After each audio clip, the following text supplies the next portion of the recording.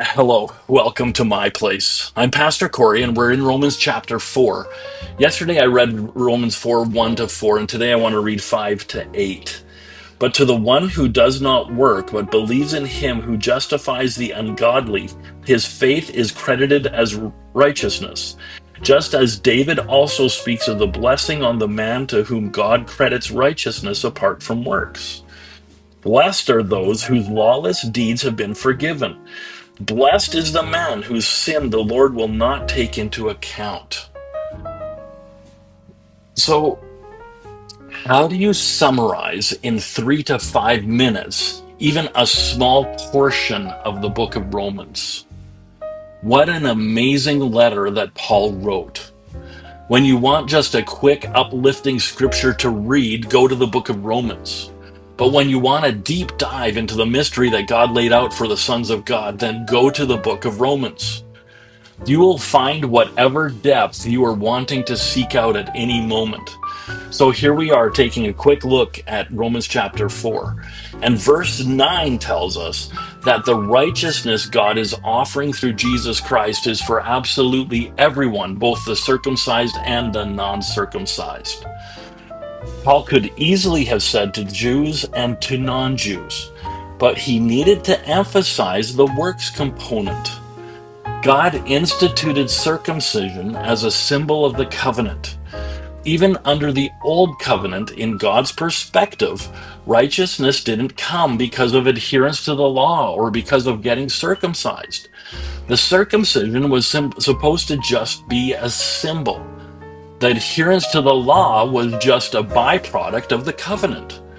The covenant was received and activated with faith. Yes, even the old covenant.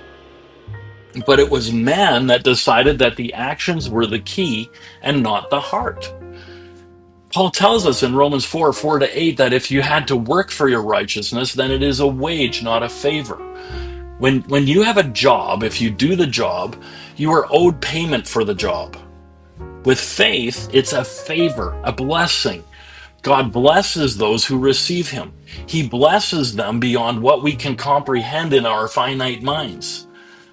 Look at verses 7 to 8. It's a quote from Psalm 32, verses 1 and 2. It says, "Blessed are those whose lawless deeds have been forgiven and whose sins have been covered. Blessed is the man whose sin the Lord will not take into account." Now, think back to messages that you have heard or to doctrines that you may even hold to. Excuse me. What is the underlying message that is being spoken? In our modern Western Christianity, there is a lot of emphasis on doing the right thing, on following the law.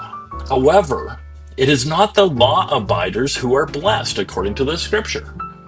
And trust me, ones who do the right thing are blessed.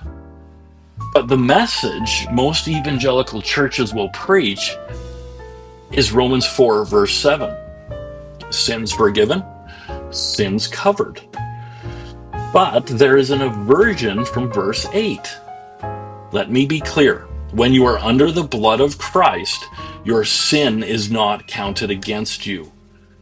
This doesn't make sense in the brain.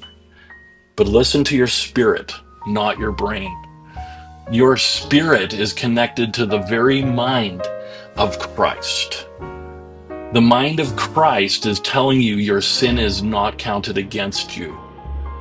But please don't take this as an opportunity to just go out and be a hell on wheels type sinner.